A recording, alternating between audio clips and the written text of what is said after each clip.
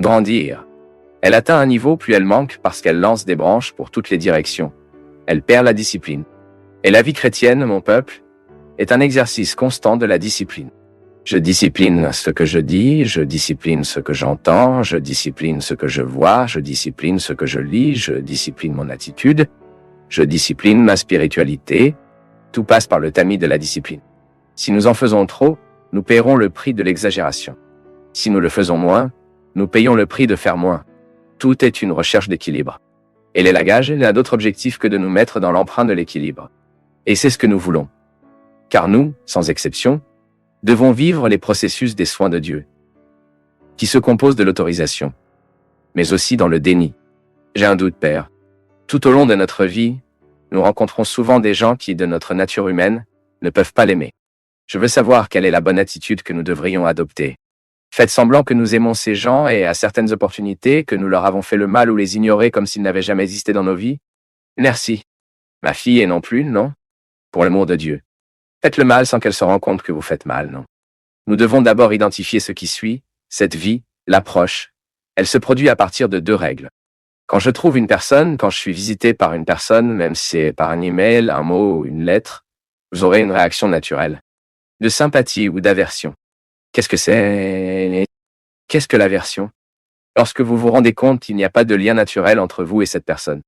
Pourquoi avons-nous de la sympathie pour certaines personnes et n'avons-nous pas pour d'autres? C'est un mystère, ma fille. Nous ne savons pas comment identifier cela. C'est sensoriel. Je ne sais pas. Me dépasse. Je trouve des gens que j'aime, que je veux aborder et me passer sur d'autres personnes qui ne le font pas. Cela fait partie de la vie. Au point de vue humain, ils sont nés de cette façon. Nous faisons l'option. Ami que vous choisissez est différent de la sympathie que vous avez pour cause de la parenté spirituelle. J'aime dire que je pense que lorsque nous aimons quelqu'un, même si vous n'avez aucune raison à cela, vous aimez naturellement cette personne, vous aimez l'entendre, vous aimez être avec elle. Maintenant, il se peut que ce ne soit pas réciproque, alors soyez prudents, car parfois vous insistez sur une parenté qui n'a que de votre côté. Je le répète, l'amitié est un choix. Vous choisissez vos amis. Pas de parents, par exemple. Vous n'avez pas choisi votre frère. Vous n'avez pas choisi votre mère. Vous n'avez pas choisi votre père. Seulement à l'intérieur de notre maison, nous devons vivre. Nous devons donc rechercher des ressources pour nous aider à surmonter cette antipathie naturelle. Pourquoi? Parce qu'il est mon frère, c'est ma mère, c'est mon père. Et si je n'ai pas un mouvement naturel d'amour et d'affection pour cette personne, à cause de ma situation, à cause de ma proximité, je devrais chercher à contourner et à demander à Dieu la grâce par la prière, par une posture aimante que vous prenez, d'un plus grand soin que vous aurez avec cette relation plus difficile. Mon peuple, c'est drôle, non? Parce que parfois nous pensons qu'il n'existe pas, mais il n'existe pas. Parfois, la mère a cela avec son fils. Parfois, la mère, autant qu'elle dit non, elle a un mouvement plus naturel par rapport à un enfant qu'autre. C'est donc là que viennent les soins. La mère n'a pas le droit de retarder un enfant. Ce sont des enfants et vous devrez en quelque sorte répondre aux besoins d'amour que ces enfants ont. Maintenant, vous devrez y vivre ce conflit intérieur. Comment vous gérerez vos préférences? Je ne suis pas là pour dire qu'il y a ou il n'y a pas de préférence. Je suis ici pour refléter que lorsque j'identifie que je préfère naturellement quelqu'un à l'intérieur de ma maison, je dois faire attention que cette préférence que j'ai pour cette personne n'annule ni nuire à ma capacité à aimer les autres. Alors d'accord, vos amis que vous choisissez, vous serez guidés par ces règles d'antipathie et de sympathie. D'accord, père, mais qu'en est-il de mon travail? Je n'ai aucun moyen de choisir les gens qui étaient dans la même pièce que moi. La règle s'applique à la même situation.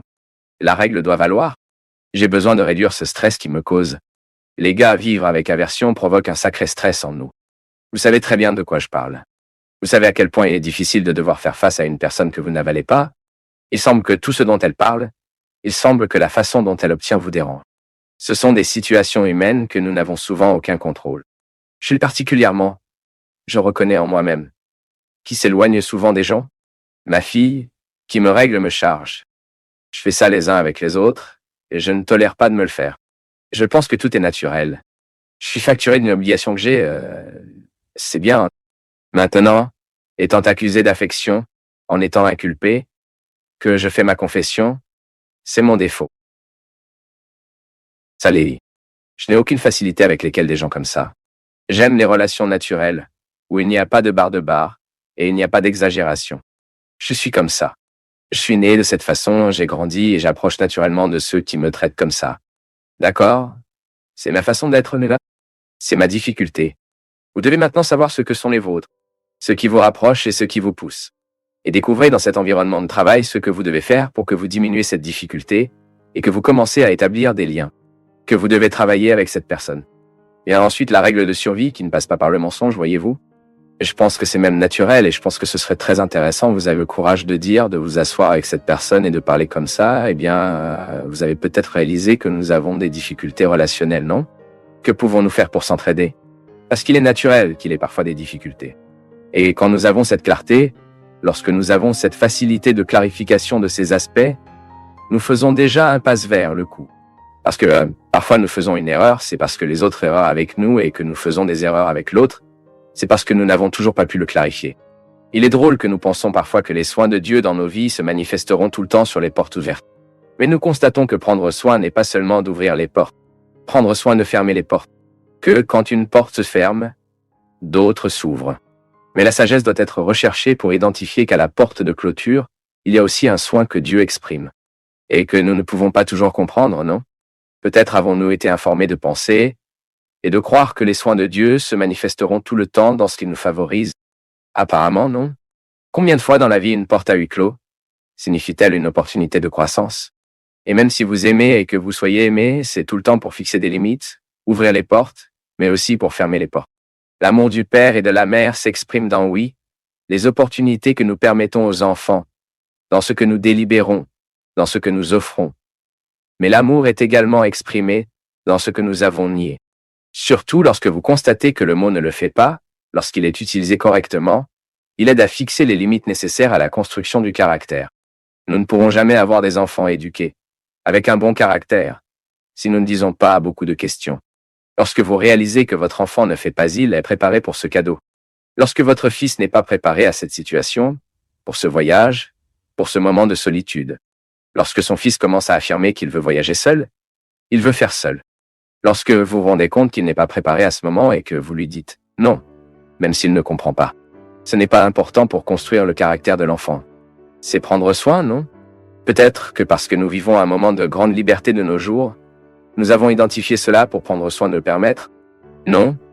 La prise en charge ne permet pas non plus. Et c'est dans ce bel équilibre que nous découvrons l'expérience des soins en tant que fructueux. Et c'est intéressant parce que, en ce qui concerne la religion, ce lieu humain où nous nous mettons devant Dieu et avec lui, nous établissons une relation. Mais la providence de Dieu n'est pas seulement la permission. Il y a un certain nombre de réalités qu'il nous refusera, qui sont importantes pour nous. Il se peut que nous ne comprenions pas le déni aujourd'hui, mais quand après un certain temps vous analysez, c'est vrai, ça ne m'est pas arrivé, ce n'était pas possible comme je le voulais, mais c'était important. Cette règle, mon peuple est dans les jardins, quand vous voyez un arbre très luxuriant, tous beaux, et soudain le jardinier va avec ses ciseaux et élagage cet arbre. Apparemment, nous pensons qu'une absurde. Comment un si bel arbre est-il taillé? Comment pouvons-nous comprendre que l'arbre de cet arbre est brisé par des ciseaux, et apparemment, il semble avoir perdu tout ce qu'elle avait? Mais voici la sagesse du jardinier. Il sait que si l'arbre n'est pas taillé, il commence à définir, car il n'aura pas de discipline dans sa façon de grandir. Les ciseaux, ils disciplinent l'arbre pour qu'il pousse de la bonne manière. Il est très beau de comprendre cette logique des jardins et de l'appliquer dans nos vies. Lorsque nous souffrons d'élagage, c'est tellement blessé, non? Parce que vous êtes habitué à être voyant, vous avez l'habitude d'être génial. Et soudain, une réalité vient vous tailler. Et vous ne comprenez pas cela, c'est comme nous sommes corrigés. Lorsqu'un mot de correction atteint nos cœurs, la première réaction que nous avons généralement est le déni de cette correction. Nous pensons que la personne qui nous corrige agit avec le mal. Nous risquons de penser que la correction est une méchanceté de l'autre. Mais non, ce n'est pas toujours une méchanceté. C'est possible. Il peut y avoir des gens malveillants qui veulent vous tailler. Pas parce que vous avez besoin d'élagage. C'est parce que votre travail, votre succès vous dérange. Mais lorsque cette correction vient d'une personne qui a l'autorité affective de l'amour, je dis toujours cela. Mon peuple, écoutez ceux qui vous aiment. Si le mot que vous aimez est directement lié à la responsabilité de faire, vous grandissez. Il est important d'entendre ce qu'il a à dire. Parce que c'est la parole de l'élagage, c'est le mot de réorientation, c'est la parole de soin, c'est un mot qui s'occupe de nous. Lorsque vous avez vécu dans votre vie, quelqu'un vous aime, et elle a indiqué ses manières plus difficiles. Ils étaient des moyens d'élagage, ils étaient des moyens de renoncement, et vous l'avez utilisé, même si vous savez que ce ne serait pas facile. Quand j'ai fait la faculté de théologie, le père Joe Zino m'a dit un jour comme ça, je commençais le cours. Et je n'aimais pas beaucoup la théologie, parce que j'avais été amoureux du cours de philosophie. Et dans ma première année de théologie 1, j'ai le coup de l'aimer. Puis je suis tombé amoureux aussi, et j'ai même aimé plus que la philosophie. Et je me souviens que dans l'une de ces conversations que j'ai eues avec lui, il m'a dit comme ça, Fabio, tu as l'habitude de faire ce que tu aimes. Commencez à expérimenter votre vie pour faire des choses difficiles pour vous, ce qui ne fait pas beaucoup de plaisir. Par exemple, vous avez maintenant une théologie avant vous. Commencez à rechercher les voies de théologie, même face aux difficultés qu'il vous offre. Vous n'aimez pas ça, vous préférez la philosophie, mais faites un point. Faites en sorte que la recherche de connaissances théologiques avec toute la force de vos connaissances, votre intelligence et votre affection, veulent la théologie. Parce que lorsque nous faisons quelque chose que nous n'aimons pas, c'est une opportunité précieuse de grandir. Parce que faire ce que vous savez déjà ne vous fera pas grandir beaucoup. Je sais déjà comment le faire et que je le répète. Maintenant, lorsque vous êtes placé dans une situation défavorable, lorsque vous êtes placé dans une situation contraire, votre cerveau, votre émotion doit réagir d'une manière que vous évoluez, vous avancez en tant que personne. Et puis il a donné un très bel exemple. Ayez en vous toujours le courage de rechercher vos réservations, vos réserves d'amour, car vous devrez les utiliser dès que vous êtes bouleversé, alors que cela ne vous est pas très favorable. Vous connaissez mon peuple. Après cette conversation avec le père Johan Zino, il est donc devenu plus clair avant moi. Surtout parce que j'ai une vie très bien remplie. Et je vous avoue que je n'aime pas ça. Je préférerais beaucoup plus pour avoir une vie tranquille. Une routine. Lorsque j'exerce la fatigue excessive de ma mission, je me souviens toujours de la parole de ce prêtre. Quand j'arrive dans un endroit, je n'aime pas parce que ce n'est pas partout où nous allons que nous aimons être, ou rechercher les réservations, c'est-à-dire lorsque vous grandissez. Nous sommes mécontents lorsque nous n'avons pas d'élagage, vous savez, parce que vous êtes juste l'arbre qui a grandi, et elle s'arrête.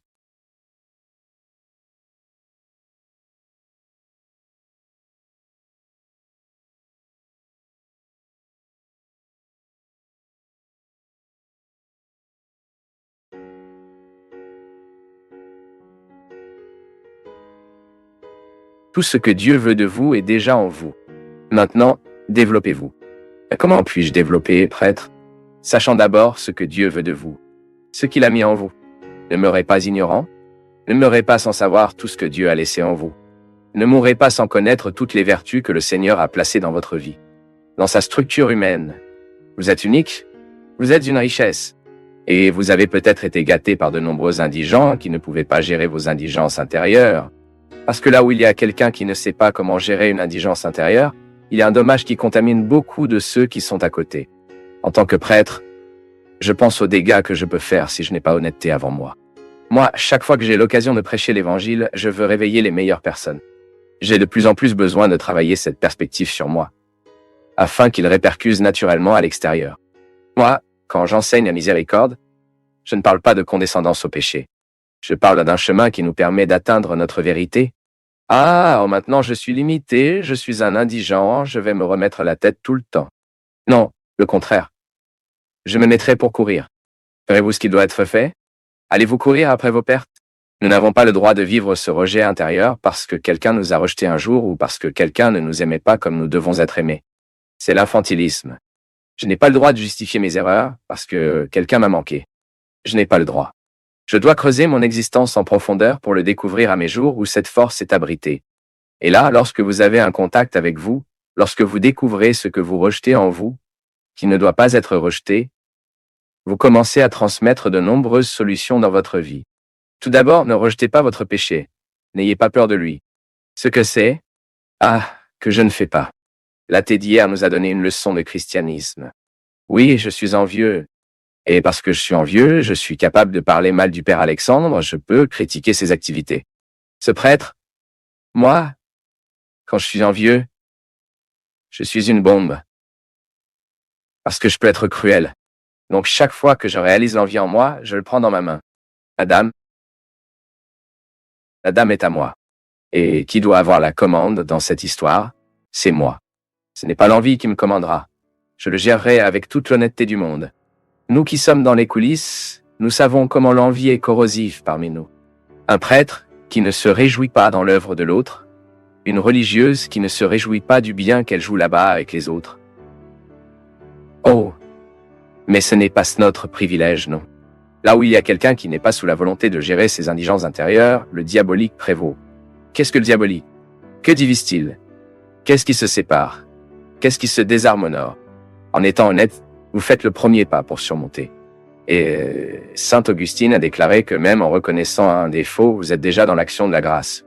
La grâce de Dieu anticipe tout, y compris nous donner des conditions pour marcher dans la reconnaissance de ce qui est misérable en moi. Donc si je prends la lettre des Galates au sérieux, ce qui est l'invitation à libérer tout ce qui peut m'empêcher d'être qui je suis, donc je vais commencer à vivre des devoirs quotidiennement, à commencer à mettre à la table de ma confrontation tout ce qui dans mon comportement, à ma manière, ne favorise pas ma maturité. Et sans crainte, mon peuple, élimine de nos vies toutes les situations qui peuvent provoquer ce rejet intérieur. On le rejet de tout ce que nous nous proposons ou creusons par nous-mêmes, comme un entrave afin que Dieu puisse prospérer la graine qui est en nous. Oui, je pense que le grand but du diable est précisément que nous nous divertissons afin de ne pas atteindre le cœur de nous-mêmes. Parce que le manque de liberté est précisément cela. Le manque de liberté, il provoque des divertissements. Donnez-moi un plaisir temporaire, non? Et vous remplacez par d'autres et remplace par les autres et où ne cela vient-il au cœur du problème? Il n'y a pas de surmontée. Il y a des divertissements. Je peux très bien vivre une vie sans liberté, semblant que je suis libre. Aujourd'hui, ce discours de libération n'est rien d'autre qu'un groupe de personnes liées à leurs besoins, sans volonté de les traiter pour les surmonter. Et le chaos social est établi là-bas. Un peuple qui ne veut pas de règles si tout le monde était le même que vous, qui n'aime pas les règles. Quel insupportable serait de vivre. Changeons la musique de Tom Jobim? Lorsqu'il y a une personne dans le noyau familial qui ne fait pas ses devoirs, pour corriger dans la vie intérieure ou pour mettre cette indigence intérieure sur la dynamique du travail, de la routine, de la lutte, c'est insupportable. Une personne qui ne change pas. Ah, je suis trop vieux pour changer. Donc eh bien, sachez que cela vieillira dans l'amertume. Car ceux qui ne changent pas sont seuls. Il ne veut pas, qui n'est pas disposé à vivre la coupe de l'évangile, car c'est tellement intéressant. Plus vous plongez dans la connaissance de Dieu, plus il vous indiquera ou vous refuse. Et cela vous aide à vivre l'accueil de ces situations afin de prendre soin d'eux, de ne pas vous y habituer. Alors d'accord, je reconnais que je suis jaloux et que je serai une vie en disant « je suis jaloux, je suis injuste ». Non, non. L'action de Dieu dans nos vies est précisément au premier moment clarifiée. Et après avoir clarifié, ça nous aide à nous référer à nous-mêmes. Assez de cette religiosité qui ne nous apprend pas à regarder, cette misère qui nous habite honnêtement la lumière de la miséricorde divine, parce que lorsque je suis illuminé par la miséricorde divine, je deviens plus éclairé par ce que je peux me faire. Et étant au travail avec moi, je perds le temps qui me fait tout le temps vouloir prendre soin de la vie de l'autre. Regardez, je vais vous dire quelque chose. Lorsque nous sommes prêts à prendre soin de nos indécessances intérieures, nous ne nous restons pas dans les ragots. Il ne nous reste plus de temps pour tant de choses qui font partie de nos vies. Lorsque nous commençons à gérer nos indigences, vous devenez beaucoup plus tolérante avec elles. Pas dans le sens de passer la tête et de dire vous pouvez pécher à volonté, d'accord? Maman est là pour vous protéger. Non, c'est pas ça. La miséricorde se comporte la justice. Je le répète, ce n'est pas une condescendance avec le péché.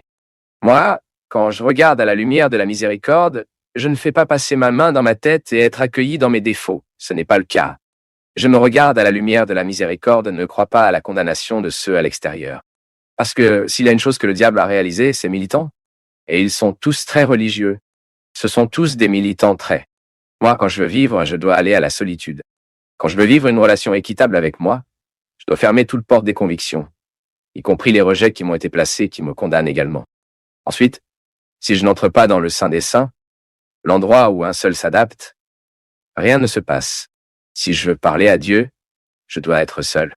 Je dois éteindre la lumière, je dois annuler les nœuds, la chaussure, la cravate, les rêves, les désirs. Je dois oublier la date. Je dois perdre le projet de loi. Je dois avoir l'âme et le corps. Si je veux parler à Dieu, je dois lécher les escaliers de toute vanité que j'ai en moi. Le nettoyer. Je dois saigner tout ce qui est un obstacle en moi. Dans le Saint des Saints, vous n'entrez pas avec vos diplômes,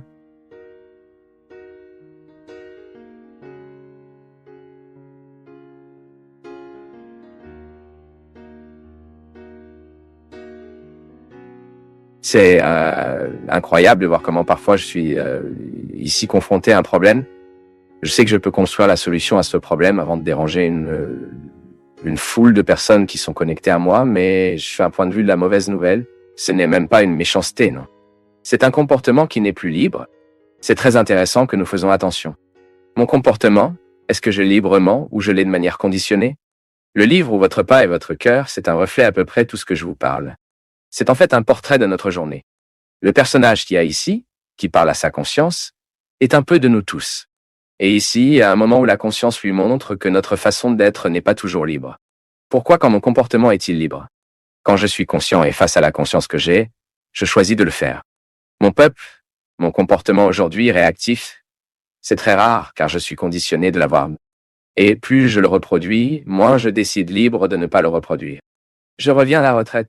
Donc, quand j'ai un groupe de 20 personnes, tout au plus, à vivre 2 jours pour retirer avec moi, quelle est notre plus grande difficulté?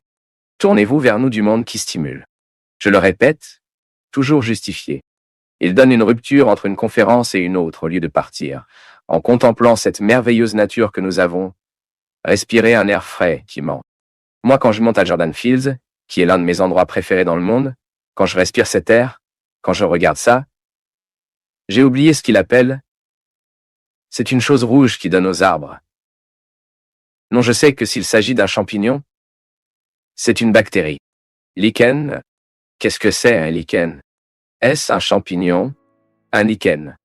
Jouez là-bas sur Google pour que nous sachions. Cela ne donne que des endroits où l'air est pur, n'est-ce pas? Et je suis tellement heureux de voir que tout ce qu'il y a de lichen dans les eaux. Puis je respire profondément. Pourquoi? Là, je vis tous les rituels que mon corps a besoin pour fermer. Tout ce qui me fatigue. Donc, parfois, les gens s'accrochent à la pointe des arbres pour voir s'ils prennent le signal. Une telle anxiété de savoir ce qui se passe. Nous avons prétention de commander le monde qui est une chose absurde. Nous sommes très arrogants. Nous quittons la maison, et nous pensons que notre maison s'arrêtera parce que nous l'avons laissée. Laissez votre enfant tourner un peu avec ses enfants là-bas. Parfois la maison s'améliorera encore sans vous là-bas. Et lorsque vous reviendrez, ils réaliseront à quel point vous êtes important dans ce contexte. Laissez les gens sentir un peu autour de vous. N'insistez pas avec votre présence. Mais nous ne sommes pas libres de ne pas agir comme ça. Nous sommes tous très conditionnés. Tous très conditionnés pour avoir des réponses rapides tout le temps. Répondez parce que l'autre nous remplit cette boîte de messages, remplis, sont épuisés, et cet épuisement passe par la dimension spirituelle que nous avons vécu très peu les rituels qui reposent le corps. Nous allons dans notre chambre, le livre en parle, nous prenons notre envahisseur autorisé, qui est le téléphone portable, nous allons avec.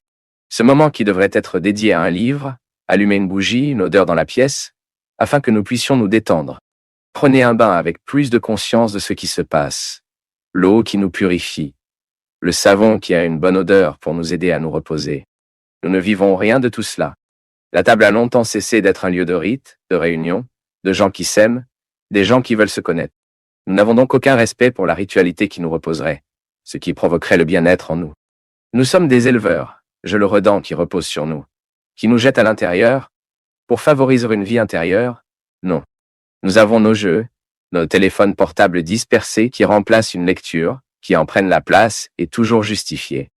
Répondant à un email, nous nous allons sur le lit avec cette lumière sur nos yeux. Toujours justifiés. Je le répète. Une routine qui nous brutale, nous brutaux. Oui, parce que nous devenons de plus en plus grossiers. La sensibilité de mon peuple ne suffit pas à avoir, vous devez l'éduquer. Tout comme le désir est éduqué. Vous éduquez le désir d'un enfant. Vous éduquez le goût d'un enfant. La semaine dernière a été cette bonne discussion là-bas sur Twitter.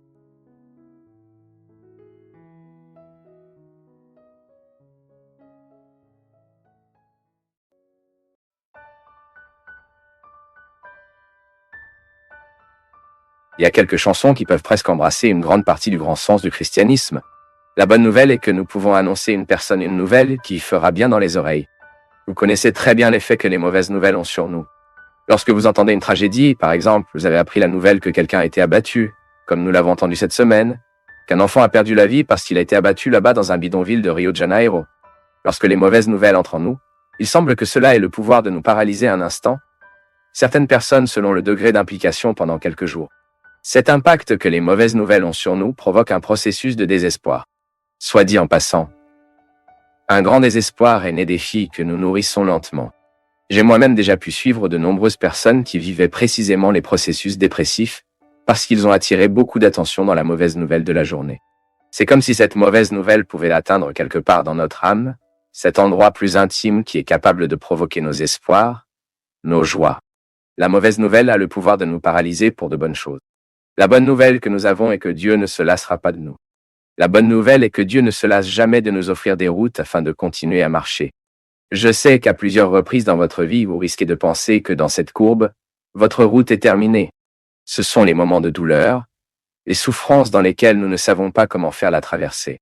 Je crois, mon peuple, qu'il y a des moments de nos vies qui sont d'une importance fondamentale pour nous de pouvoir surmonter, pour que nous atteignions ailleurs. Tout comme un pont se prête à la connexion de deux endroits. Un pont, c'est toujours un mécanisme, un endroit qui nous favorise pour en atteindre un autre. Ce n'est pas définitif dans nos vies. Vous les passez car vous devez continuer votre promenade et soudain, vous avez un obstacle devant vous. La souffrance se prête à la vie humaine de la même manière, tout comme un pont nous prête pour nous amener de l'autre côté. Et le grand défi est que nous ne voyons pas la réalité définitive sur le pont. Il se peut que si nous ne regardons que le pont, nous ne pourrons pas voir l'autre côté. Et les souffrances traversent souvent des lieux. Grâce à eux, nous n'avons pu réaliser plus de choses nobles, des endroits plus nobles. Les gens intéressants sont les gens qui savent faire les passages à niveau tout le temps. Et en passant les souffrances, ils ne sont plus bénéfiques dans la vie humaine au moment où nous le considérons comme des déterminants définitifs. Non, ce ne sont que des passagers. Vous le savez très bien. Pendant un certain temps de votre vie, vous avez dû vous préparer dur pour que vous puissiez entrer à l'université. Et cette période de souffrance aujourd'hui, cela en vaut la peine, et elle est vue d'une manière très rédemptrice. Aujourd'hui, vous avez réussi à faire votre collège, à avoir votre profession. Aujourd'hui, vous vivez d'autres sources. Aujourd'hui, vous vivez d'autres passages à niveau. Nos difficultés de chaque jour qui se prêtent également à être des ponts pour nous aider à atteindre l'endroit que Dieu a préparé pour nous. Plusieurs fois, nous sommes découragés, nous sommes arrêtés dans notre processus, car nous ne regardons que ce qui se passe. Mais non, il est toujours bon que nous réalisions que Dieu nous invite à aller au-delà. Et c'est la bonne nouvelle. Dieu n'a pas encore fatigué de nous. Dans la même source que l'amour est né, la haine est née. Et que ce n'est pas un problème que nous reconnaissons que parfois nous détestons les gens que nous aimons. C'est une ingéniosité, non? Parfois nous croyons au chêne juste. Mensonge. Parfois, nous voulons jouer les uns les autres dans la citerne et la couverture. Ce n'est pas comme ça. Mais alors vous mettez un collier dans ce sentiment. N'est-ce pas ainsi que cela fonctionne? Imaginez-vous si vous faites tout ce que vous voulez. Je voulais que des gens ennuyeux soient arrêtés. Restez là-bas pendant environ 3 jours de prison. Je pense que ça allait être arrêté de temps en temps. La personne pose beaucoup de problèmes, donc un ordre d'arrestation pour commande, c'est parce que vous êtes ennuyeux. Prêt. 3 plaintes, la personne sera arrêtée. Donc, quand vous avez la capacité de reconnaître que, dans votre cœur, vous aimez votre sœur, mais vous voulez aussi le jouer dans la citerne couvrant une chose de ciment concret, pour qu'elle ne parte jamais, ce n'est pas un problème de supposer cela. La bonne chose est de pouvoir reconnaître ce que nous ressentons. Et cette relation fraternelle, mon peuple, elle est faite, elle est tissée, elle a même brodé. Il a des points fragiles, a des forces. L'amour est le point fort. Le point fragile est la haine. C'est le différent. Et très difficile. Il n'y a pas de maison avec des frères et sœurs qui n'ont aucun litige, même s'ils ne sont pas supposés. Nous contestions avec nos frères tout le temps. L'affection de la mère. L'affection du père. C'est un processus naturel, la psychologie nous enseigne cela. Maintenant, plus vous avez de conscience de ce qui est difficile, quel est le point faible de la broderie, en prend conscience et commence à fonctionner. Et soyez honnête, ce n'est pas un problème que vous supposiez que vous ne pouvez pas supporter votre sœur. Maintenant, commencez à travailler une coexistence saine pour cela. Dites encore, parfois vous n'obtiendrez pas votre sœur, votre meilleure amie. Et prenez cette culpabilité au moment où vous reconnaissez que vous n'avez pas pu le faire, mais le définissez avec au moins un lien sain afin que ce ne soit pas un poids sur vous, afin qu'il ne représente pas pour vous un exemple de culpabilité parce que nos culptions ils sont très mauvais, nous paralysent, ils nous empêchent d'aller au-delà. Alors reconnaissez que celui que j'aime moi aussi de temps en temps, j'ai volonté de marteler la tête, n'est pas un problème. Le problème est que je nourris le désir de marteler sur ma tête et de continuer à réfléchir. Alors je ferai le mal que je fais. Non. Les gars, dans nos vies, nous devons avoir le contrôle de notre haine tout le temps. J'ai appris cela. Je n'oublierai jamais. Chaque fois que nous détestons, nous devenons stupides. Nous disons ce que nous ne croyons pas. Nous parlons de bêtises. La colère nous obtient. C'est pourquoi nous devons apporter la colère liée. Elle doit être... La colère est un chien en colère. Alors apportez au col. Ne lui permettez pas de vous mettre sur le col. Il est très triste de vivre avec une personne qui est déjà sous le col de colère. Qui l'envoie est la colère. Elle est tout le temps ennuyée. Elle dit tout le temps des imbéciles. Elle est tout le temps payée. Elle traite tout le temps les gens mal. Non, c'est le contraire. Je dois maîtriser ma colère. Bien sûr, parfois je ne peux pas, mais je dois, avec le temps, chercher cet équilibre face aux choses. Et c'est drôle parce que la vie spirituelle nous aide. La méditation nous aide à être calme.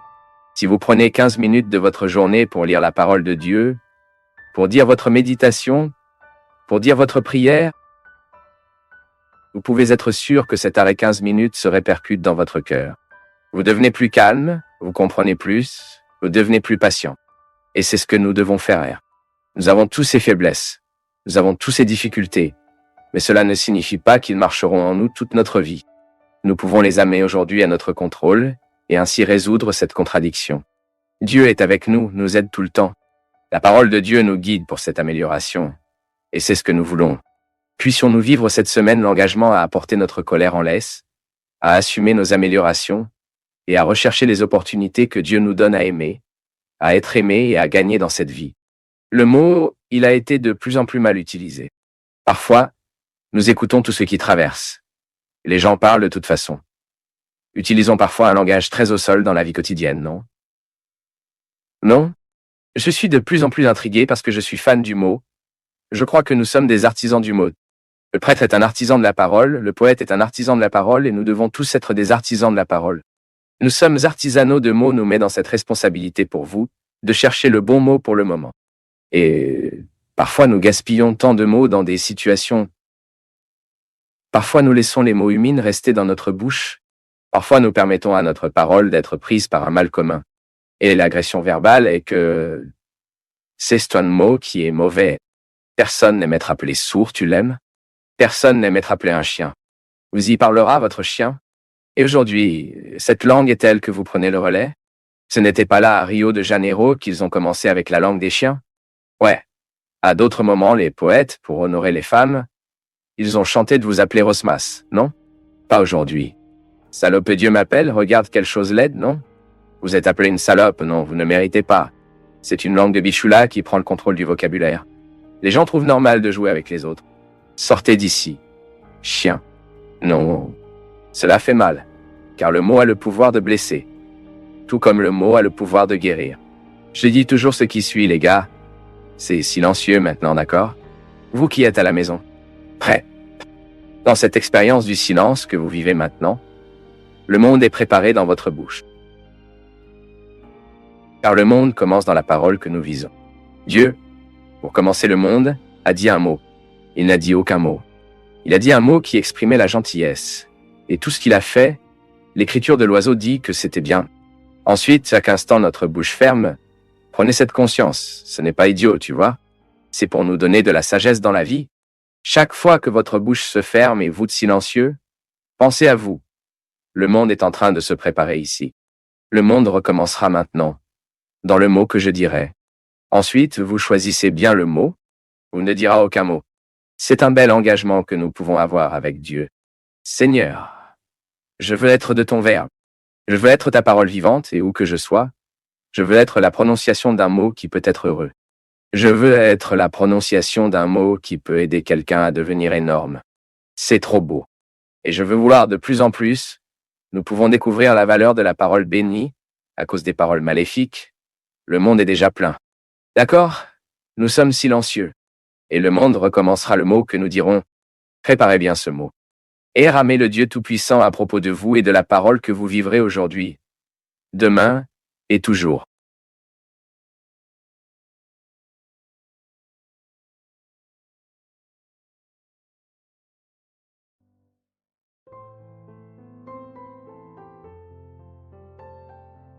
Quelle est l'importance de l'intercession des saints? Pourquoi ne pas faire la demande directement à Jésus? Vous pouvez passer l'ordre directement à Jésus, oui, il n'y a pas de problème. L'intercession des saints n'est qu'une autre façon de prier. Nous avons tous le droit d'avoir une dévotion personnelle. C'est très intéressant, les gars. Parce que l'Église fait cela pour nous approcher. Pour nous révéler que c'est dans l'humanité que Dieu agit.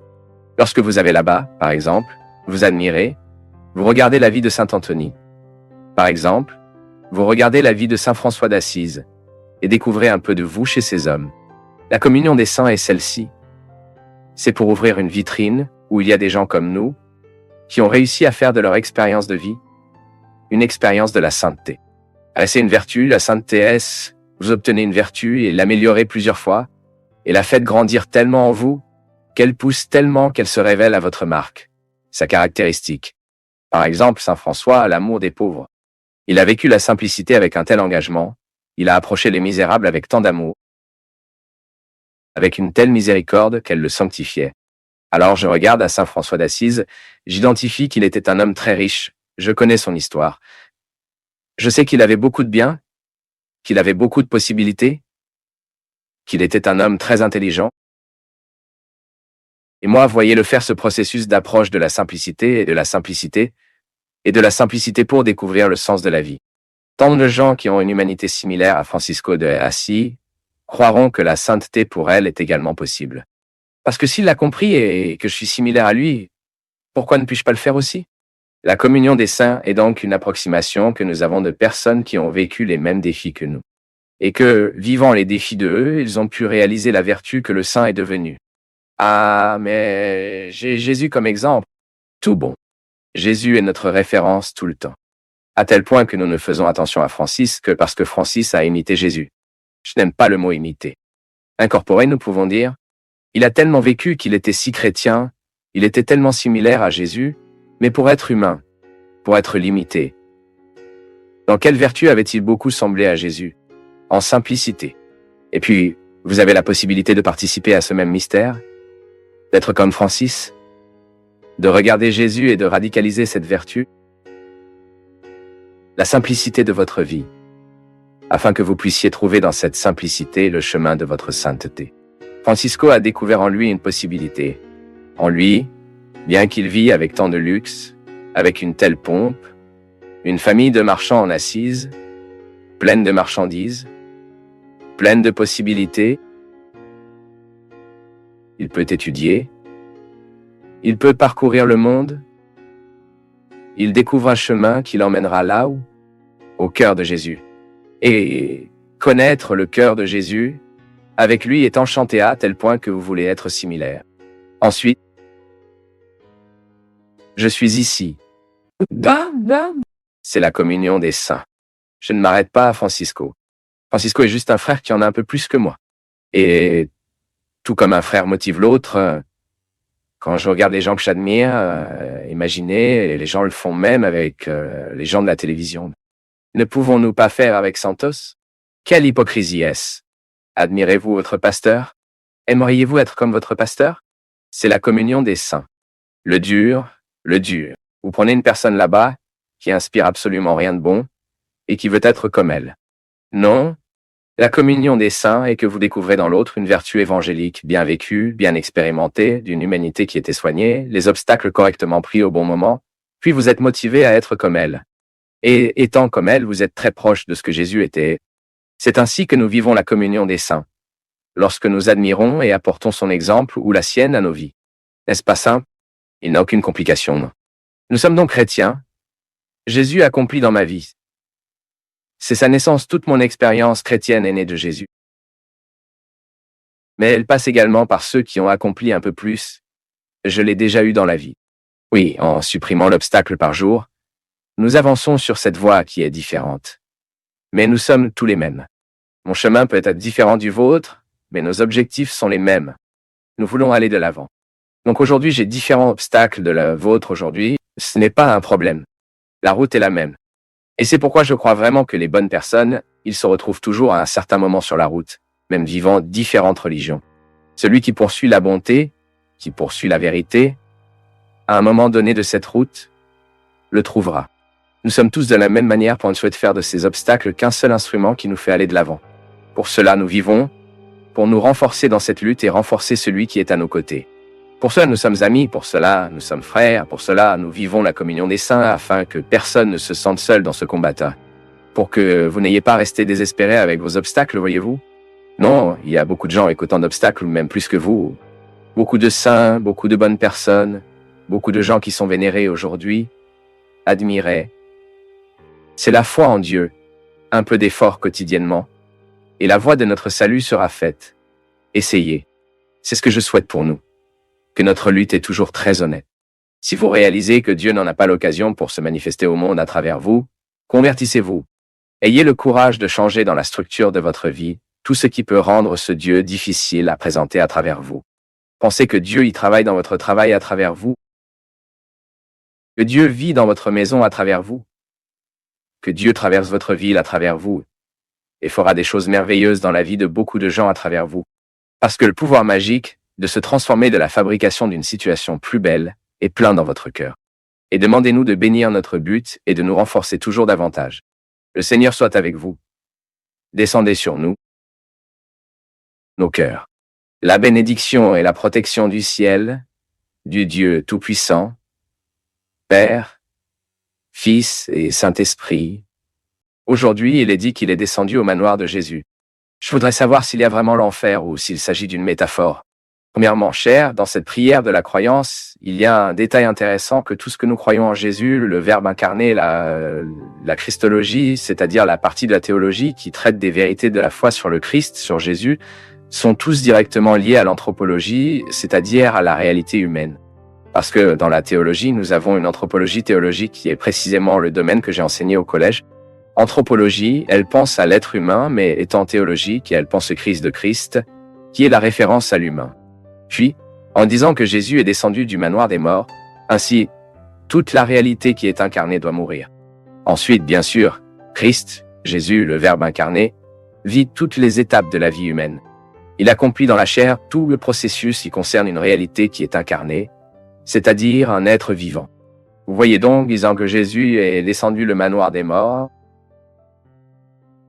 cela signifie qu'il a connu la mort dans son expression maximale. Parce que la croyance, en fait, quand il dit descendant le manoir des morts, c'est comme si dans ce contexte d'explication de ce que nous croyons, parce que la croyance est que, c'est vrai,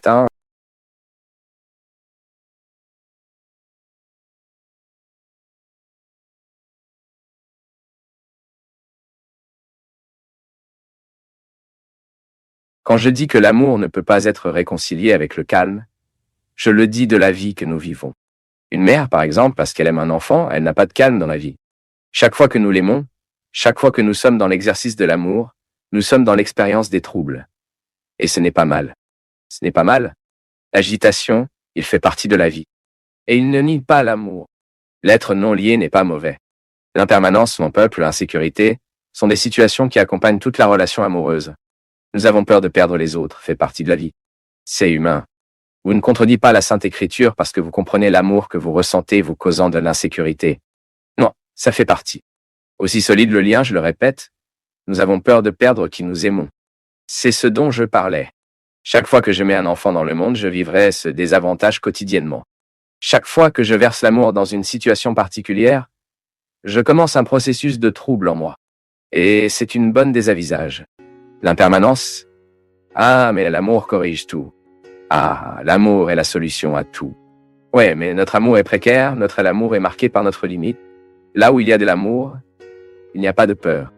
Oui, amène-moi une mère qui n'a pas peur de perdre son enfant. Apportez-moi ici. Présentez-moi à quelqu'un qui, dans l'exercice de l'amour, de temps en temps n'est pas visité par l'insécurité. Les règles de l'impermanence. Nous mourrons, nous allons, nous trahissons. C'est ce dont je parlais. Donc parfois nous avons une vision très romantique de l'amour. Cela ne convient plus, tu sais. Voyons la vie avec plus de réalisme. Oui. Je vis des catastrophes constantes quand j'aime. Les phrases prêtes à l'emploi et les phrases des faits là-bas ont certainement cessé de me dire il y a longtemps. Je préfère le croisement de la vie. Et ainsi, expérimentez-vous tout le temps comme étant sur la corde raide. Et savez-vous que c'est bon pour les amoureux? Vous n'avez donc pas cette prétention que l'autre vous appartient, que vous avez déjà gagné définitivement. Non, non. L'amour conjugal est plus beau lorsque vous vivez cette réussite chaque jour. Lorsque vous regardez le compagnon à côté de vous et que vous sentez que vous devez vous efforcer quotidiennement pour maintenir cet amour. Et quand vous regardez un enfant dormant dans le berceau, vous ressentez ce que l'amour est le plus beau, mais aussi le plus difficile, à partir du moment où votre bonheur est étroitement lié à ce rythme cardiaque. Et à la mesure que cet enfant grandit, gagne l'autonomie, vous souffrez. Vous perdrez ce contrôle que vous avez.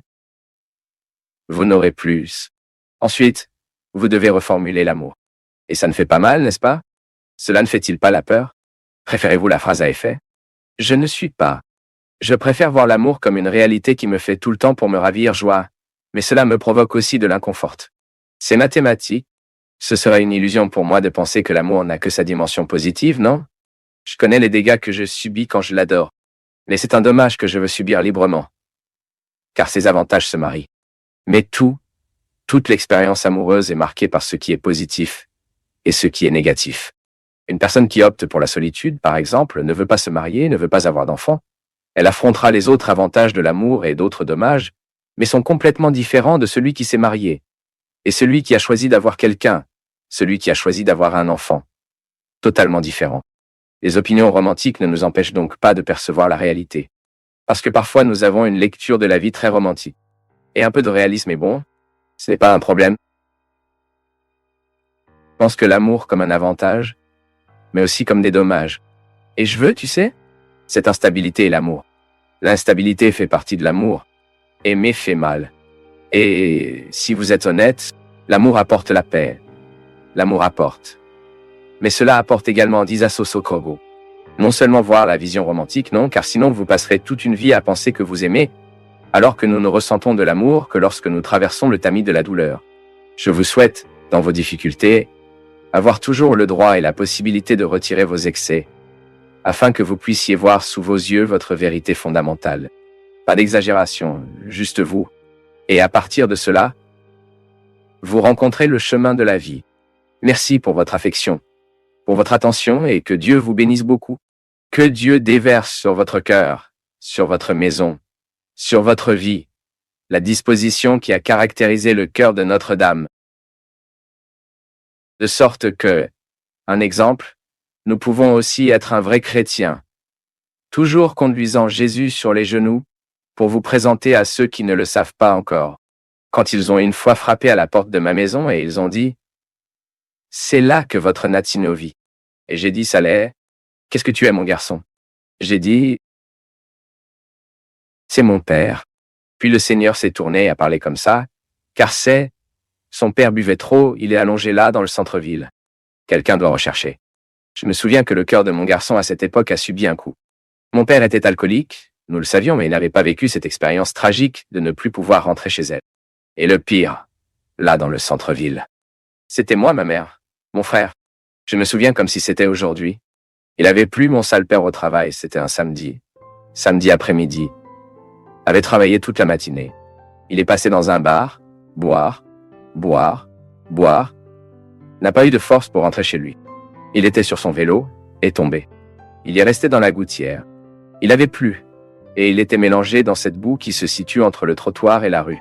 Quand j'ai regardé mon père de cette façon, tu sais, je pensais, à ce moment-là, ce que le cœur de mon enfant pouvait ressentir avait honte. Seulement, craignait que certains de mes camarades puissent passer, voyez mon père comme ça. Aujourd'hui, après tant de temps, après que tant d'histoires vivaient déjà, j'ai pu identifier que ce que je ressentais à ce moment-là n'avait pas honte. C'était l'indignation. Indignation. Parce que nous sommes indignés lorsque nous voyons la bonne personne au mauvais endroit. Tout le monde est la bonne personne. Je ne crois pas à la mauvaise personne. Je crois que nous pouvons prendre des erreurs pour oublier qui nous sommes, mais la bonne personne que nous sommes toujours. Tant que nous sommes dans l'impulsion du Saint-Esprit, dans la force d'être des enfants de Dieu, même dans le péché, nous sommes la bonne personne. C'est pourquoi vous n'avez pas le droit de vous abandonner. Mais lorsque la bonne personne est au mauvais endroit, nous risquons d'oublier qu'elle est la bonne personne. Et là, nous jugeons pour la situation. Et ce que je voulais faire le plus, c'était de retirer mon père de là bientôt, afin que nous puissions lui montrer une douche pour qu'il puisse être à nouveau mon père. Et parfois, la vie est comme ça. Nous sommes également allongés sur tant de gouttières là-bas. Et le pire, tomber sans quelqu'un qui peut nous aider à partir. Ou pire encore, quand nous voyons ceux que nous aimons tomber dans la gouttière, et que nous n'avons pas le courage d'y aller pour défier notre honte, notre peur de dire à l'oreille, « Vous êtes la bonne personne, mais vous êtes dans le mauvais endroit. » Qui a dit que vous étiez né pour être comme ça? Objet des autres. Objet du plaisir des autres. Qui a dit que vous étiez né pour être ceci? Qui a dit que vous étiez né pour être drogué? Qui a dit que vous étiez né pour être cet alcoolique que vous êtes? Pour détruire votre vie? Détruisez la vie de ceux que vous aimez? Qui a dit? Et je me souviens que lorsque j'ai fait cette chanson à Adriana, je me suis souvenu de l'opportunité que j'ai vu mon père tomber comme ça. Mais quelle pitié! Je ne pouvais toujours pas chanter. Je ne savais toujours pas comment faire de la musique. Je ne pouvais pas encore prêcher. Je n'étais pas encore prêtre. Je n'ai même pas imaginé qu'un jour je serais prêtre. C'est pourquoi, après avoir pris mon sacerdoce, je ne me lasse pas. Je ne me lasse jamais de prêcher contre l'alcool. Je ne me lasse jamais de prêcher contre la drogue. Je ne me lasse pas de prêcher contre la prostitution. Est-ce que tu sais pourquoi? Cela me fait mal. Je n'ai pas appris dans les livres, non. Ça faisait mal à l'intérieur de ma maison. Avec des sœurs prostituées, avec des frères drogués, avec un père ivre. Si aujourd'hui j'ai la force de vous convaincre, je veux. Je pense que vous n'êtes pas nés pour vivre ce que mes frères vivaient. Le fait que vous n'ayez pas été nés pour vous inclure de tout ce processus de destruction que cette société apporte, socialise, nous donne, comme si nous étions un dépôt de déchets, comme si nous n'avions aucune intelligence à choisir, comme si nous étions réellement prêts à mourir. Parce que si la structure n'est pas sainte, plus la présence du péché est grande, les structures diables et pécheresses du monde, plus elle doit être notre réaction des hommes et des femmes de Dieu. Parce que nous ne pouvons pas nous pencher, mais nous devons être conscients de toutes les gouttières de la vie. Tout d'abord, afin que nous nous levons. Ensuite, nous avons la force de rechercher ceux qui n'ont pas encore pu partir. Pour chaque fois que nous convainquons une personne de se lever des gouttières de sa vie, que ce soit des affections, une réalité pratique et concrète, en quelque sorte, le Saint-Esprit sera sanctifier le monde en nous et en nous.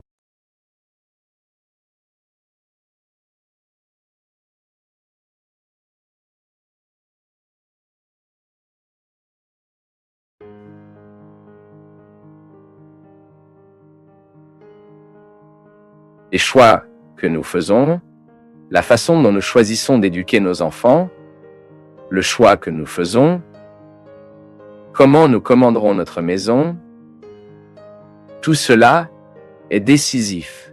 Nous avons même dit les gens sur Twitter à qui je vais envoyer un gros câlin. Beaucoup cette phrase là-bas, Dieu pardonne toujours, l'homme parfois, la nature jamais. Et c'est comme ça. La vie, ce que nous avons choisi, nous facturera un jour, lorsque nous devons pleurer ces cris profonds. Le chemin est d'essayer de savoir ce que nous pouvons réparer aujourd'hui. Le gros problème est que nous découvrons souvent qu'il n'y a plus grand-chose à faire. Il y a une chose dans la formation des enfants, mon peuple, qui s'appelle le caractère. C'est crucial. Qu'est-ce que le caractère? C'est tout ce qui a été marqué, c'est ce qui est resté dans la tête, dans le cœur, et qui nous identifie comme une personne. Lorsque nous parlons « Waouh, cette personne a du caractère », c'est-à-dire qu'elle n'a pas besoin d'être surveillée. Elle en a une bonne fondation. Quand un vent arrive et quand il s'agit de quelque chose qui démantèle et commence tout, seul ce qui a une bonne base est sur le terrain. La vie est la même chose. De temps en temps, les tempêtes de vent soufflent sur nous et nous pensons que nos structures grimpèrent. Plus le caractère est grand, plus signé, le caractère de la personne de bonne valeur et réalité qui ont été bien construits, plus la capacité de résister et de se tenir debout. Quel est le gros problème dans le monde d'aujourd'hui? La fragilité des gens. Je suis impressionné, les gars. C'est terrible comment nous identifions cela tout le temps. La vie est difficile aujourd'hui, la même qu'il était difficile il y a 50 ans. Quels changements sont souvent des opportunités? Nous avons beaucoup de possibilités aujourd'hui, donc bien sûr, nous en souffrions un peu plus. Plus le nombre de possibilités d'une personne a, plus il devra faire le nombre de choix. Donc, l'être humain d'aujourd'hui doit avoir beaucoup de préparation pour survivre. Mais des difficultés existent depuis que le monde est le monde. Maintenant, ce que j'ai peur, c'est de réaliser à quel point les gens sont fragiles de nos jours. Livrer les points très facilement.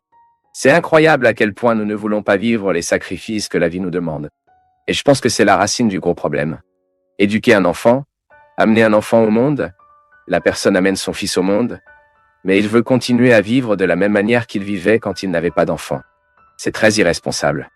L'autre jour, je regardais cette fille de télévision, Astrid Fontanelli, qui est le présentateur de télévision. Dans cette même émission où j'ai rencontré Fleur de Lys. Elle a adopté un garçon. Et l'animateur de télévision demandait « Puis, Astrid, comment est votre vie maintenant ?»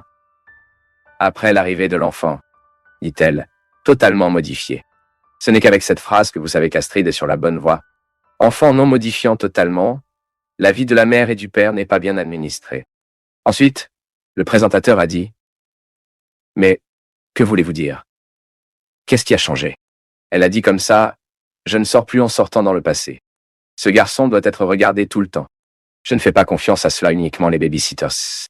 Je tiens à rester avec lui, plus le temps que je peux. Pourquoi? Mon peuple aura l'ascendance sur l'enfant. Sur l'enfant, celui qui a le plus de temps avec cet enfant. Alors vous voyez, autant que vous faites confiance aux soins physiques de la nounou, vous savez que la nounou ne les laissera pas mourir asphyxiés. Vous savez que la nounou donnera de la nourriture au bon moment. Vous savez que la nounou montrera le bon moment. Va endormir au bon moment. Va endormir au bon moment. Mais qu'en est-il du caractère? Qui quittera cet enfant? La nounou ou vous? Nos babysitters sont-ils préparés pour offrir le personnage dont vos enfants ont besoin? Parfois ils le sont. Parfois ils sont encore plus préparés que les parents. Mais ni c'est toujours une réalité. Le personnage est qu'il déterminera les choix. Il aidera ce garçon et cette fille à faire les choix de la vie. Nous avons peur de la façon dont nos enfants vont à la drogue de trop tôt. Claire. Nos enfants âgés de 11, 12 ans, ils connaissent déjà la vie adulte. Ils ne sont pas préparés à l'âge adulte, mais ils peuvent déjà vivre la vie adulte.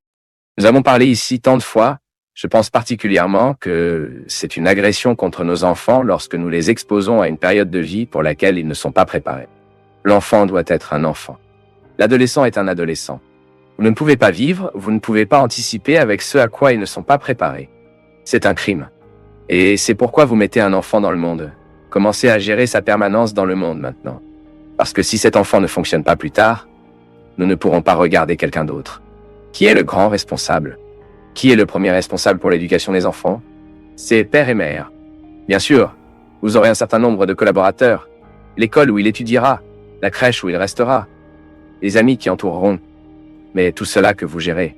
Si vous n'avez pas ce travail tous les jours pour savoir ce qui s'est passé à l'école, comment est-il, une fois en visite pour visiter le professeur, en demandant au professeur, comment est le comportement de mon fils à l'intérieur? Car pas toujours le fils que vous avez à l'intérieur est le fils que le professeur a là-bas. Parfois, il y a une très grande différence. La maison s'étend-elle à l'école? L'école s'étend-elle à la maison? Pas toujours. Parfois, nous avons une différence, puis celui qui le met dans le monde pour gérer tout cela. Parce que sinon, il pleurera plus tard. Ah, nous devrons mettre une limite à cet enfant. Lieu, il vaut mieux le mettre maintenant que de regretter de ne pas le dire plus tard. Ensuite, le fils devient trop fragile à 18 ans. Certes, la paresse aujourd'hui est une chose terrible. Pourquoi? Il est directement lié à la fragilité. Je ne sais pas où cela a commencé, ce qui est une réalité très concrète, c'est que nous perdons la capacité de vivre des sacrifices. Les gars, nous voulons tout très facile. Si cela prend un peu de travail, nous pensons que cela n'en vaut pas la peine, nous l'avons lâché. J'ai vu des histoires à mes côtés, je ne dis pas des choses que je n'ai vues que de loin, non. J'ai vu beaucoup de gens à mes côtés ne fonctionnent pas, pourquoi? Parce que je ne voulais pas faire le sacrifice au bon moment. Je ne voulais pas étudier dans cette école, pourquoi? Parce qu'il était trop exigeant. Ah, ça va à l'autre qui est plus ou moins que ce ne sera pas si difficile. Est-ce honnête? Il est honnête pour nous de changer ce qui nous préparera le mieux, pour l'avenir simplement parce que nous devrons en souffrir un peu plus? Ce n'est pas possible. Ce ciseau chrétien que beaucoup de gens critiquent, l'Église a trop prêché les sacrifices. Je peux même convenir que parfois il était exagéré de prêcher. Mais aujourd'hui, cette culture de laisser faire, fait ce qu'elle veut, rend tout très lâche, il va ne pas construire des gens aussi. Si je veux un résultat, je dois savoir que pour obtenir ce résultat dans l'avenir, je dois lutter dans le présent. Ça ne marche pas, les gars? Cela ne fonctionnera pas si vous grandissez de toute façon. Si vous n'imposez pas les limites. Si vous ne dites pas au bon moment. Si vous ne dites pas le bon moment. Si vous n'avez pas ce sacrifice tous les jours. Faites les devoirs. Ce n'est pas seulement un fils qui doit faire les devoirs. Le père et la mère doivent faire les devoirs. Et qu'est-ce que les devoirs? Comment était le jour aujourd'hui? Où êtes-vous allé? Comment était cette histoire là-bas? Il ne s'agit pas d'enquêter, non. Il s'agit de faire entrer un ami, d'essayer d'établir cela dialogue, qui prend du travail. C'est vraiment ennuyeux. Parfois vous rentrez chez vous fatigué, vous avez besoin d'un repos, et vous y arrivez en voulant être libre de tout le monde, et ensuite vous finissez par abandonner tout un jour n'est pas trop fatigué. Mais vous ne pouvez pas le renoncer tous les jours. Combien de fois vous avez pour voir les petites filles? Petit, je dis ceci dans le livre de l'enlèvement de la subjectivité qui m'a volé, est un livre que je recommande à tous les parents, parce qu'il en parle à des exemples d'une mère qui ne peut pas. Le 5 ans en hall de l'envoi. Pourquoi avoir une pleine autorité à ce sujet? Pourquoi? Parce qu'elle a peur de contrecarrer l'enfant. Nous devons donc être très prudents, car parfois nous, en n'imposant pas la limite au bon moment, nous finissons par planter un problème très grave pour l'avenir. Et je dis que la vie ne peut fonctionner que par l'expérience sincère d'un sacrifice bien fait, une renonciation bien une. Car c'est ce qui donnera des conditions, nous pouvons donc y arriver, et avoir le droit de s'asseoir et de nous reposer. Il n'y a pas de reste de cette mission d'être père. C'est le jour au jour, c'est un combat. Personne ne vous a dit de vous marier. Personne ne vous a dit d'avoir un enfant. Personne ne vous a forcé. C'est le choix. Donc si vous avez fait ce choix, vous devez avoir cette responsabilité chaque jour. Et cela ne viendra pas lourd comme vous nous aimez. L'amour est qu'il résout tout cela. C'est intéressant aussi. Vous vous rendez compte que lorsque vous aimez vraiment quelqu'un, vous pouvez faire du sacrifice. Et vous découvrirez sa propre manière que l'amour indique de parler le bon moment. Et de dire le oui au bon moment. C'est ainsi que cela doit être. Il ne sert à rien. Maintenant, est-ce un combat? Est-ce un sacrifice? Mais personne ne dit que ce serait très facile.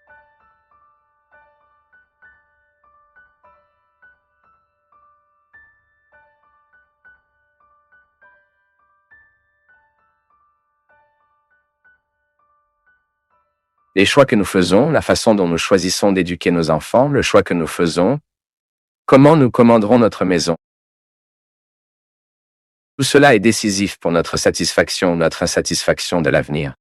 Nous avons même dit les gens sur Twitter à qui je veux envoyer un gros câlin, beaucoup cette phrase là-bas. Dieu pardonne toujours, l'homme parfois, la nature jamais. Et c'est comme ça. La vie, ce que nous avons choisi, nous facturera un jour. Lorsque nous devons pleurer ces cris profonds, le chemin est d'essayer de savoir ce que nous pouvons réparer aujourd'hui. Le gros problème est que nous découvrons souvent qu'il n'y a plus grand-chose à faire. Il y a une chose dans la formation des enfants, mon peuple, qui s'appelle le caractère. C'est crucial. Qu'est-ce que le caractère? C'est tout ce qui a été marqué. C'est ce qui restait dans la tête, dans le cœur, et qui nous identifie comme une personne. Lorsque nous parlons, waouh, cette personne a du caractère, c'est-à-dire qu'elle n'a pas besoin d'être surveillée, elle en a une bonne fondation. Quand un vent arrive et quand il s'agit de quelque chose qui démantèle et commence tout, seul ce qui a une bonne base est sur le terrain. La vie est la même chose. De temps en temps, les tempêtes de vent soufflent sur nous et nous pensons que nos structures grimpèrent. Plus le caractère est grand, plus signé, le caractère de la personne de bonne valeur et réalité qui ont été bien construits, plus la capacité de résister et de se tenir debout. Quel est le gros problème dans le monde d'aujourd'hui? La fragilité des gens. Je suis impressionné, les gars. C'est terrible comment nous identifions cela tout le temps. La vie est difficile aujourd'hui, la même qu'il était difficile il y a 50 ans. Quels changements sont souvent des opportunités. Nous avons beaucoup de possibilités aujourd'hui, donc bien sûr nous en souffrions un peu plus. Plus le nombre de possibilités d'une personne a, plus il devra faire le nombre de choix. Donc l'être humain d'aujourd'hui doit avoir beaucoup de préparation pour survivre. Mais les difficultés existent depuis que le monde est le monde. Maintenant, ce que j'ai peur, c'est de réaliser à quel point les gens sont fragiles de nos jours. Livrer les points très facilement? C'est incroyable à quel point nous ne voulons pas vivre les sacrifices que la vie nous demande. Et je pense que c'est la racine du gros problème. Éduquer un enfant, amener un enfant au monde, la personne amène son fils au monde. Mais il veut continuer à vivre de la même manière qu'il vivait quand il n'avait pas d'enfant. C'est très irresponsable. L'autre jour, je regardais cette fille de télévision, Astrid Fontanelli, qui est le présentateur de télévision, dans cette même émission où j'ai rencontré Fleur de Lys. Elle a adopté un garçon. Et l'animateur de télévision demandait, puis Astrid, comment est votre vie maintenant? Après l'arrivée de l'enfant? Dit-elle, totalement modifiée. Ce n'est qu'avec cette phrase que vous savez qu'Astrid est sur la bonne voie. Enfant non modifiant totalement, la vie de la mère et du père n'est pas bien administrée. Ensuite, le présentateur a dit, mais que voulez-vous dire? Qu'est-ce qui a changé? Elle a dit comme ça, je ne sors plus en sortant dans le passé. Ce garçon doit être regardé tout le temps. Je ne fais pas confiance à cela, uniquement les babysitters. Je tiens à rester avec lui plus le temps que je peux. Pourquoi? Mon peuple aura l'ascendance sur l'enfant. Celui qui a le plus de temps sur elle. Celui qui a le plus de temps avec cet enfant. Alors vous voyez, autant que vous faites confiance aux soins physiques de la nounou, vous savez que la nounou ne les laissera pas mourir asphyxiés. Vous savez que la nounou donnera de la nourriture au bon moment. Vous savez que la nounou montrera le bon moment. Va endormir au bon moment. Mais qu'en est-il du caractère?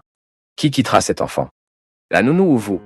Nos babysitters sont-ils préparés pour offrir le personnage dont vos enfants ont besoin? Parfois ils le sont.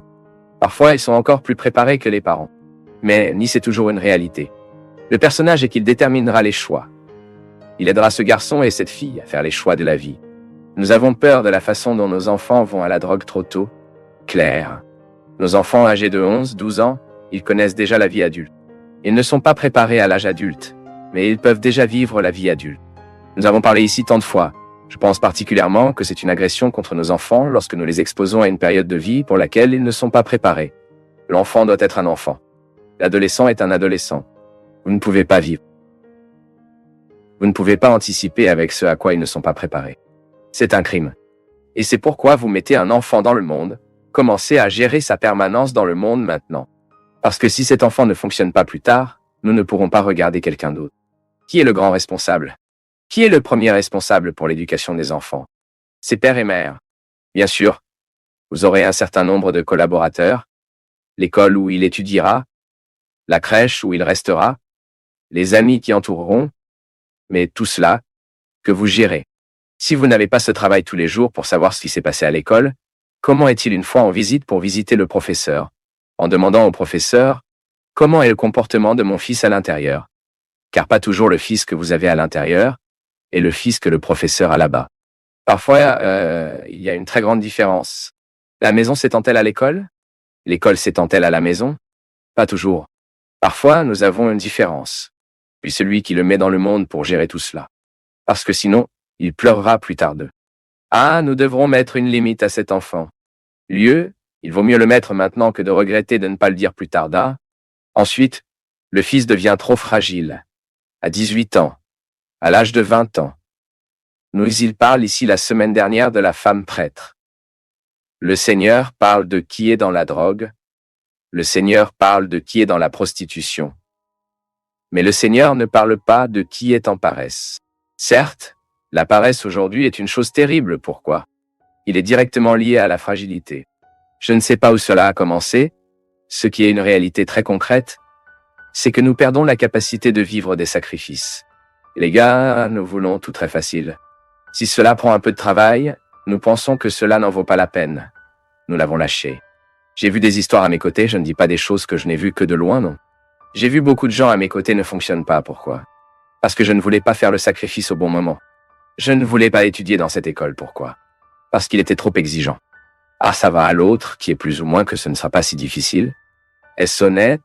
Il est honnête pour nous de changer ce qui nous préparera le mieux pour l'avenir simplement parce que nous devrons en souffrir un peu plus. Ce n'est pas possible. Ce ciseau chrétien, que beaucoup de gens critiquent, l'Église a trop prêché les sacrifices. Je peux même convenir que parfois il était exagéré de prêcher. Mais aujourd'hui, cette culture de laisser faire, fait ce qu'elle veut, rend tout très lâche. Il va ne pas construire des gens aussi.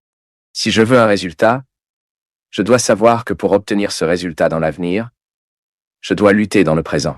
Ça ne marche pas, les gars.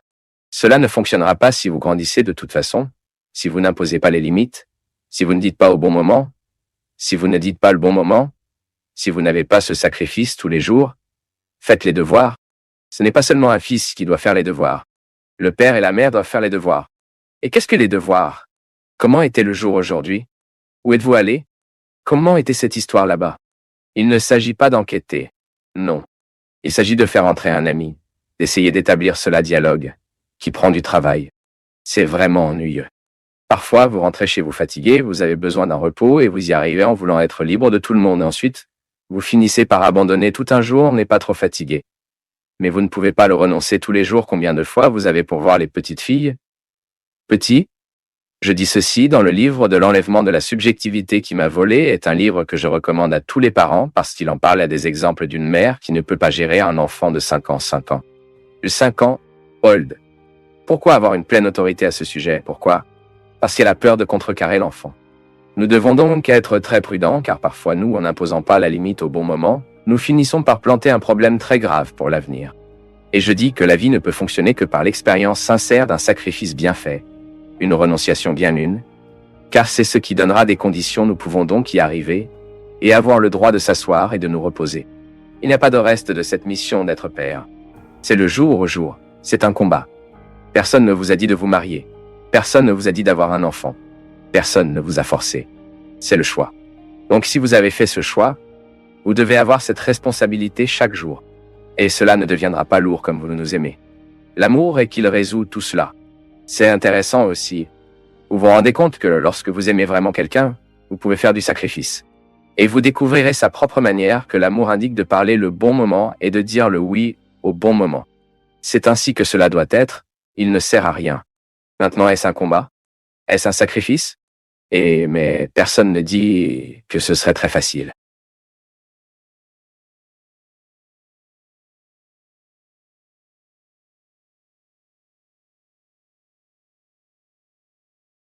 Eh bien, si tu es encore ici, c'est que tu es prêt à changer. Tu en as assez de fuir. Ce type d'attention est rare, c'est précieux. Écris ta ville dans les commentaires et, si tu veux, partage cette vidéo avec quelqu'un qui cherche lui aussi plus de clarté. Merci, une grande accolade et à très bientôt.